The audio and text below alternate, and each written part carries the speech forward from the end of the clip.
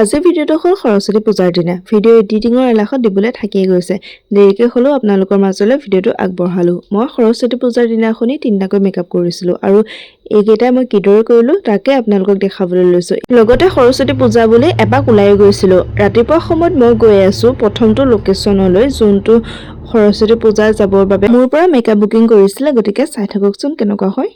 ৰাতিপুৱা প্ৰায় 8:30 মান বজাতে আহিলো যেহেতু সৰস্বতী পূজা বুলি ক'লে ছাত্ৰ-ছাত্ৰীসকল সোনকালে যায় পূজা কৰিবলৈ আৰু মই মেকআপটো ষ্টাৰ্ট কৰি দিছো আৰু আপোনালোকে হয়তো এক চিনি পাইছে যেহেতু মই কেদিনমানৰ আগতে এটা ফটোশুট কৰিছিলো তাত যদি আপোনালোকে মোৰ ভিডিঅ'ছ বা ফটোসমূহ চাইছে তেনেহলে ধৰিব পাৰিছে নিশ্চয়কৈ আৰু মই এই মেকআপটো কমপ্লিট কৰিবলৈ হ'লে তাৰ পিছতে মই চুলিটো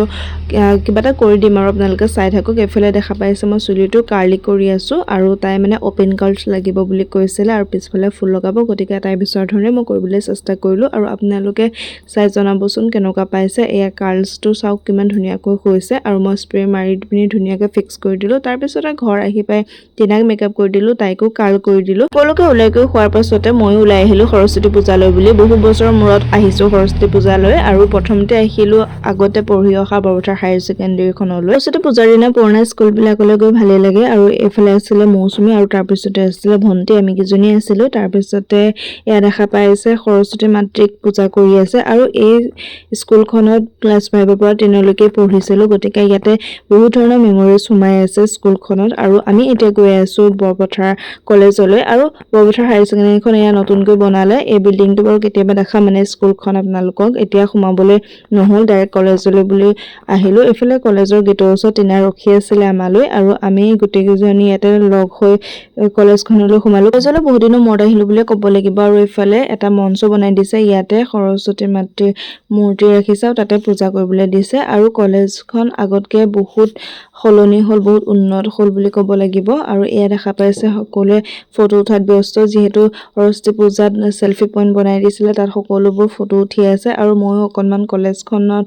ঘূৰিলো ইফালে চালো আৰু কলেজত যেহেতু 3 বছৰ পঢ়িছিলো গ্ৰেজুৱেচনটো বৰপথাৰ কলেজৰ পৰা কমপ্লিট কৰিছিলো পিছতে লুচি ভাজি খাই ললো আৰু লুচি ভাজি খাই একদম ঘৰলৈ বুলি ৰাওনা হলো আৰু ঘৰ পাই অলপ সময় পিছতে কুমু আহিলে মেকআপ কৰি দিব লাগে তাইক তাই ভাওনাত মোহিনী পাৰ্ট লৈছে দিনটো একেবাৰে ৰেষ্টে পোৱা নাই ৰাতিপুৱা দুটা মেকআপ কমপ্লিট কৰি নিজেও সৰস্বতী পূজালৈ বুলি ওলাই মেলি গলো আৰু ঘৰ আহি আধা ঘণ্টা মান ৰেষ্ট কৰাৰ পাছতে আকৌ এতিয়া মেকআপত লাগিলো আৰু তাই যেহেতু মোহিনী পাৰ্ট লৈছে আৰু ভাওনা সোনকালে আৰম্ভ হ'ব বুলি ক'লে গতিকে মই মেকআপটো সোনকালে ষ্টাৰ্ট কৰিছো আৰু আপোনালোকে চাই জনাবচোন কেনেকুৱা পাইছে তাই খোপা বান্ধিম বুলি কৈছিলে মই বোলো সদায়নো কিমান খোপাকে বান্ধি নাথাকো এইবাৰ কাৰ্ল কৰি চা ধুনীয়া লাগিব দেখিবলৈ তাইও ক'লে ঠিক আছে কাৰ্লকে কৰি দিয়া আৰু মই কাৰ্ল কৰিলো তাৰ পিছতে আইৰনেদি অকনমান ষ্ট্ৰি কৰি দিছো যেহেতু মেখেলাখন ঘাগৰা টাইপত দিছিলো আৰু এইফালে দেখা পাইছে নহয় একদম তাই হাঁহি চাওক আৰু তাই মানে মেকআপটো বহুত ভাল লাগিলে বুলি ক'লে আগতে এবাৰ যশোদা মেকআপ কৰিছিলো মই তাইক আৰু তাই ক'লে যে আগতকে এবাৰ আৰু বেছিহে ধুনীয়া লাগিছে বুলি আৰু এয়া ফাইনেল লুকছটো আপোনালোকে চাই জনাব দেই কেনেকুৱা পালে আজিৰ ভিডিঅ'টো ইমানখিনিয়ে সামৰণি মাৰিলো নতুন ভিডিঅ' মই পাই থাকিবৰ বাবে মোৰ ইউটিউব চেনেলটো সাবস্ক্ৰাইব কৰি দিব